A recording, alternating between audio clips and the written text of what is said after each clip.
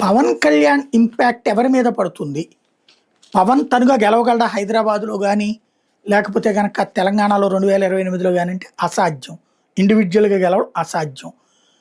ఒక 5,000, 10,000 ఓట్లు తీసుకొచ్చుకుని గెలుపోటమిని ప్రభావితం చేయగలంటే చేయగలుగుతారు కొన్ని చోట్ల. అంటే నెక్ టు నెక్ సిట్యుయేషన్ వచ్చినప్పుడు భారతీయ జనతా పార్టీ, కాంగ్రెస్ పార్టీ, ఆ తర్వాత బీఆర్ఎస్ ట్రయాంగులర్ ఫైట్ నడిస్తే అప్పుడు 5,000, 10,000 ఓట్ల తేడాతో గెలుపోటములు ప్రభావితం అవుతాయి. అట్లాంటప్పుడు పవన్ కళ్యాణ్ చీల్చే ఓట్లు ఎవరికి నష్టపరుస్తాయి? సహజంగా భారతీయ జనతా పార్టీ నష్టపరుస్తాయి. ఎందుకు? పవన్ ఓటర్ బీజేపీకి అవ్వాలి కదా! బీజేపీ ఓటర్ పవన్‌కి అవ్వాలి. లేదా పవన్ ఓటర్ బీజేపీకి అవ్వాలి. అక్కడైతే బీజేపీ స్ట్రాంగ్ కదా! ఇప్పుడు పవన్‌కి పడేటటువంటి 5,000, 10,000 ఓట్లు మళ్ళితే బీజేపీకి నష్టం. ఇది ఒక ఆస్పెక్ట్. రెండోదొచ్చేటికి తెలుగుదేశం, జనసేన కలిసి ముందుకు వెళ్దాం అనుకుంటే గనక రేవంత్‌కి నష్టం. ఎందుకని? మొన్నటిసారి 2024 ఎన్నికలు, 23 ఎన్నికల్లో రేవంత్‌కి తెలుగుదేశం పార్టీ వాళ్ళు ఫుల్ సపోర్ట్ చేశారు. జనసేన వాళ్ళు కొంత తటస్థంగా ఉంటూ అటు రేవంత్‌కి సపోర్ట్ చేశారు.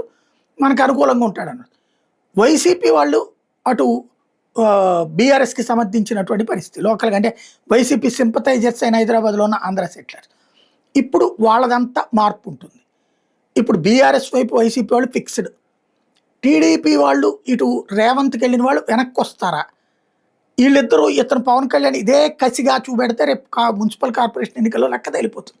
పవన్ బలం ఎంత? మళ్ళీ బీజేపీతో పొత్తు ఆశించకూడదు. ఇండివిడ్యువల్‌గానే పోటీ చేయాలి. మన మున్సిపల్ ఎన్నికల్లో చేసినట్టు. చేస్తే పవన్ సత్తా ఎంతో తెలిసిపోతుంది.